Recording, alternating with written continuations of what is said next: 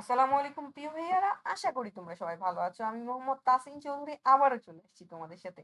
And আজকে আমরা নবম দশম শ্রেণীর বিজ্ঞান বইয়ের ঠিক 11 নম্বর অধ্যায় অর্থাৎ প্রাত্যহিক জীবনের তড়িৎ অধ্যায়টি শুরু করব। অধ্যায়টি কিন্তু এই বইয়ের সর্বশেষ অধ্যায়। আমরা অবশ্যই চেষ্টা করব খুবই খুবই ভালোভাবে পড়ার। তো চলো আর দেরি না করে আমরা শুরু করি। প্রথম পৃষ্ঠায় আমরা গুরুত্বপূর্ণ কিছুই পাবো না। এর পরের পৃষ্ঠায় পাবো হচ্ছে চলতড়িৎ। চলতড়িৎ বলতে কি বোঝাচ্ছে ভাইয়া? নিশ্চয়ই তড়িতের যাওয়া, অর্থাৎ তড়িৎ বলতে বোঝাচ্ছে বিদ্যুৎ। বিদ্যুৎ যে যাবে ভাইয়া, এটা কি হচ্ছে আমরা এই যে চল তড়িৎ এটা বলছি।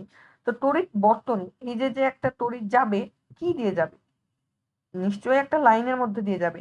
একটা ওইটাকে আমরা বলবো মূলত বর্তনী। ওই বর্তনীর মধ্যে দিয়ে যাবে দেখেই তো আমরা সেটাকে বলছি তড়িৎ বর্তনী। হ্যাঁ, তো দেখো তড়িৎ বর্তনী কেমন হতে পারে তোমাদের একটু দেখা, এখানে উদাহরণ দেয়া নাই।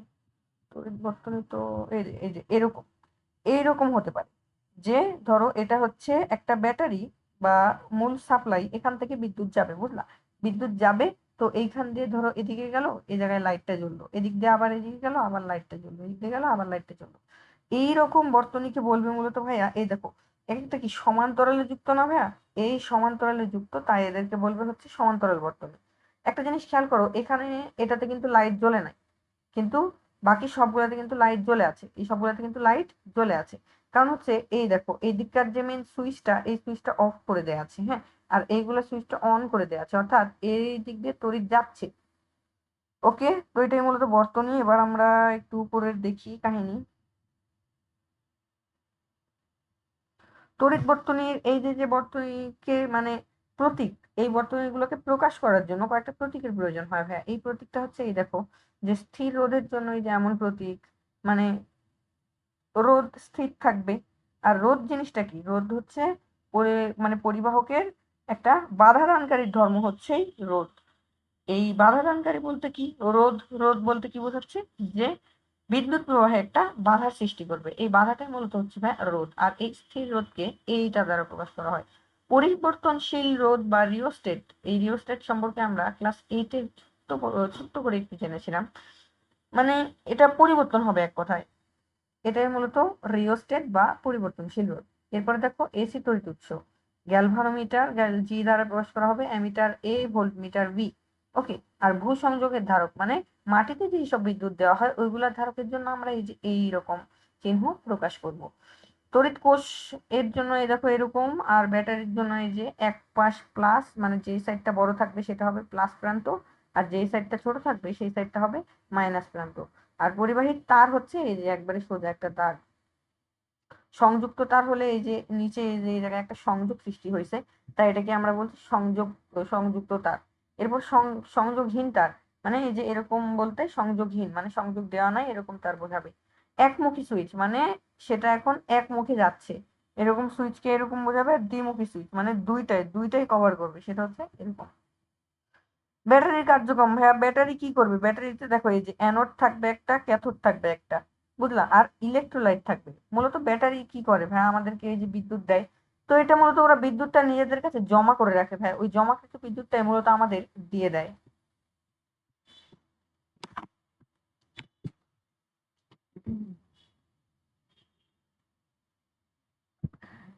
সবাইকে এক্সট্রিমলি সরি, আমার একটা ফোন আসছে।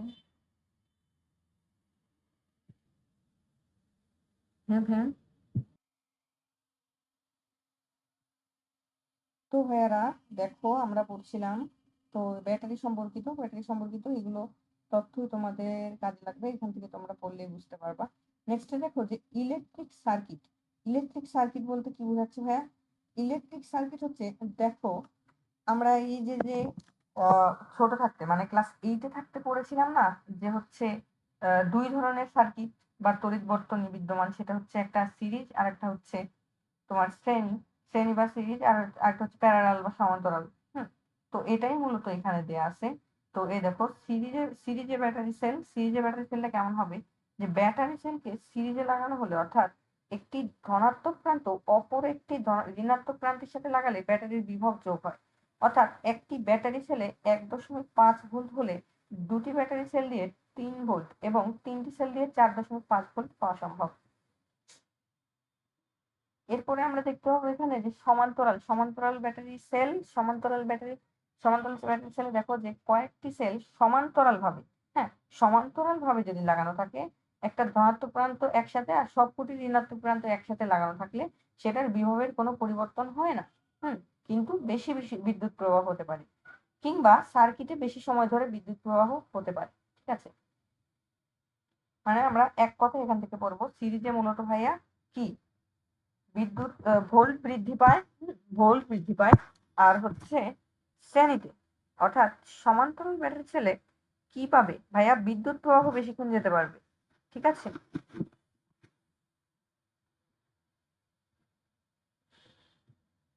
সিরিজ সার্কিটটা হচ্ছে সিরিজের মতন করে, অর্থাৎ শ্রেণীর মতন করে যদি এই বাল্বগুলো লাগানো থাকে ভাইয়া, তাহলে এইগুলাকে আমরা বলবো কি, সিরিজ সার্কিট।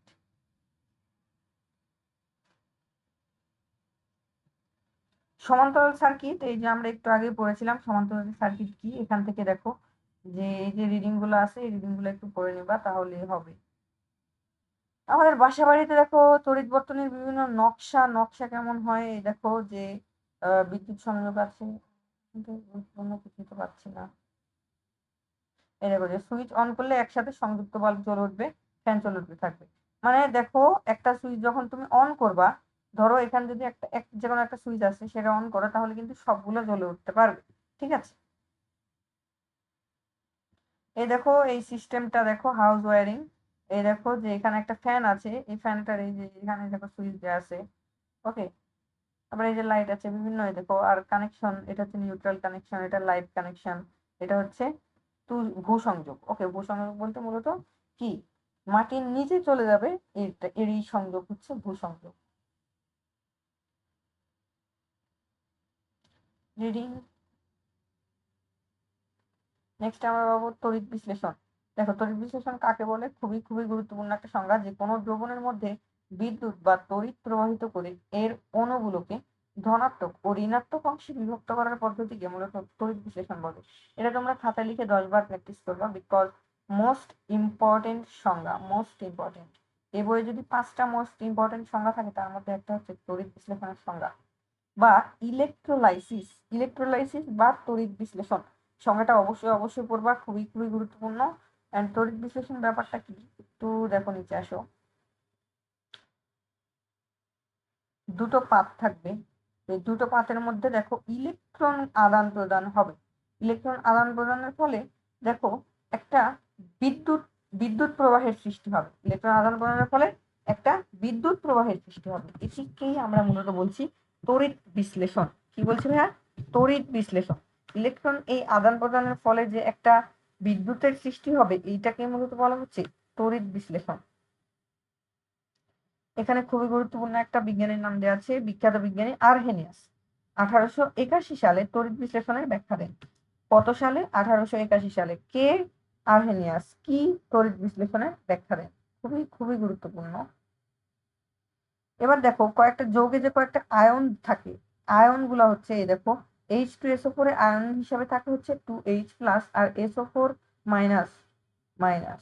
ওকে, এটাই মূলত এখানে আয়ন দেয়া আছে। তো আয়নগুলা কি, এই আয়নগুলা আয়ন হিসাবেই দেখো যৌগগুলো মূলত আয়ন হিসাবেই দ্রবীভূত থাকে, যেমন SO4 আয়ন দ্রবীভূত আছে, কপার প্লাস প্লাস আয়ন দ্রবীভূত আছে। হ্যাঁ, এই আয়নগুলো এই দেখো, এটা হচ্ছে ক্যাথোড প্রান্ত আর একটা হচ্ছে অ্যানোড প্রান্ত। এটা হচ্ছে অ্যানোড আর এটা হচ্ছে ক্যাথোড। তো এই ক্যাথোডের ইলেকট্রন মূলত অ্যানোডের দিকে যাবে এবং অ্যানোডের গুলো ক্যাথোডে। এই এইভাবে মূলত ভাইয়া তড়িৎ বিশ্লেষণটা হয়ে থাকবে।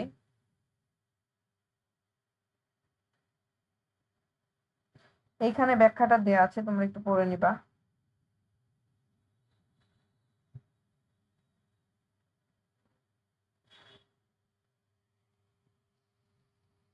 এরপর দেখো প্রাত্যহিক জীবনে তড়িৎ বিশ্লেষণের গুরুত্ব। দেখো তড়িতে এই জিনিসটা ব্যবহার করা হয়, অর্থাৎ তড়িৎ বিশ্লেষণ ব্যবহার করা হয়। এই দেখো যদি যদি আমরা ধরো এখান থেকে কোনো কিছু কি করব, ধরো এটা একটা লোহা কিংবা সোনার পাত, এই সোনার পাতে আমরা কি করব, এই চামিচটাকে ডুবালাম, তো এই চামিচটার সাথে আমরা এই যে চামিচটাকে প্রলেপ আকারে দিয়ে দিব, মানে এই জিনিসটাকে চামিচটাকে আমরা সোনার প্রলেপ দিয়ে ঘিরে দিব। এটাই মূলত এই যে এখানে বলেছে যে হচ্ছে যে তড়িৎ প্রলেপন। তোমরা পড়লে বুঝতে পারবা। থ্যাংকস।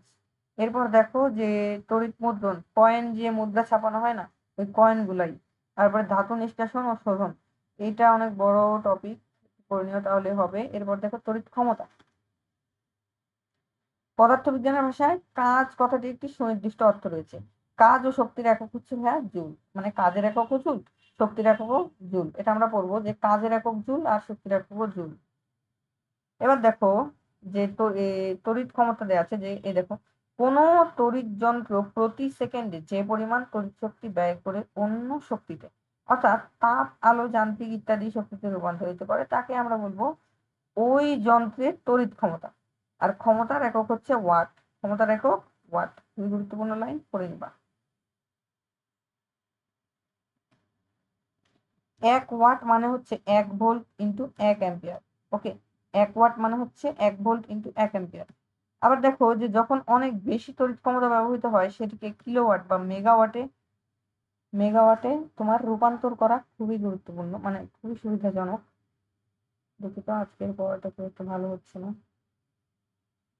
1 কিলোওয়াট সমান হচ্ছে 1000 ওয়াট বা 10⁻³ ওয়াট, এবং 1 মেগাওয়াট মানে হচ্ছে 10⁻⁶ ওয়াট। কিলোওয়াট ঘন্টা। কিলোওয়াট ঘন্টা 1 ওয়াট ক্ষমতা সম্পন্ন কোনো তড়িৎ যন্ত্রের মধ্যে দিয়ে 1 ঘন্টা ধরে তড়িৎ প্রবাহিত হলে যে পরিমাণ তড়িৎ শক্তি অন্য শক্তিতে রূপান্তরিত হয়, যেমন বাতি জ্বললে অনেক আলোক পাঠা করলে যান্ত্রিক শক্তি পাওয়া যায়। এটা হচ্ছে মূলত ভাইয়া 1 ওয়াট ঘন্টা।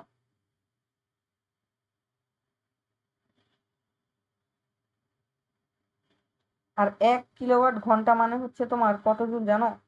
3.6 মেগা জুল।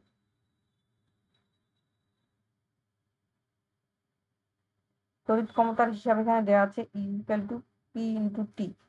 পি হচ্ছে ভাইয়া পাওয়ার বা ক্ষমতা, আর টি হচ্ছে ভাইয়া সময়, আর হচ্ছে ভাইয়া ব্যয়িত শক্তি। এটা দিয়ে মূলত বিদ্যুৎ বিলের যেগুলো অঙ্ক আছে সেগুলো করতে পারবা। দেখো এখানে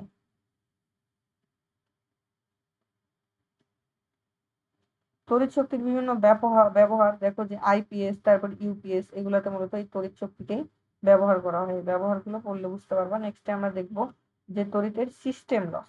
তড়িতের সিস্টেম লস বলতে কেমন কি বোঝাচ্ছে, যে ধরো মানে ঠিকঠাক ভাবে দিতে পারবে না, দ্যাটস ইট। লোডশেডিং এখন লোডশেডিং হয়ে আছে আমার বাসায়। তো দেখো এই লোডশেডিংটা ইদানিং খুব বেড়ে গেছে, যাই হোক আমি বলতে চাই না। এই লোডশেডিং কি আমরা তো বুঝতে পারছি যে দেখো একটানা একটানা অনেকক্ষণ ধরো বিদ্যুৎ প্রবাহ দিয়েছে তোমাকে। বিদ্যুৎ প্রবাহ দেওয়ার পর কি করছে, লাস্টে দেখতেছে যে আমার এটাতে আর হচ্ছে না, কুলাচ্ছে না। যে লাস্টে কি করবে, বিদ্যুৎটা নিয়ে নেবে। এবার দেখো যে উন্নয়ন কার্যক্রমে বিভিন্ন শক্তির ব্যবহার, সব রিডিং অল্প করে অ্যানালাইজ ভাবতে আজকের পড়াটা খুব একটা ভালো লাগেনি। তবুও ধন্যবাদ, এবং চ্যানেল নতুন হয়ে থাকলে অবশ্যই একটু সাবস্ক্রাইব করে দেবেন। ধন্যবাদ।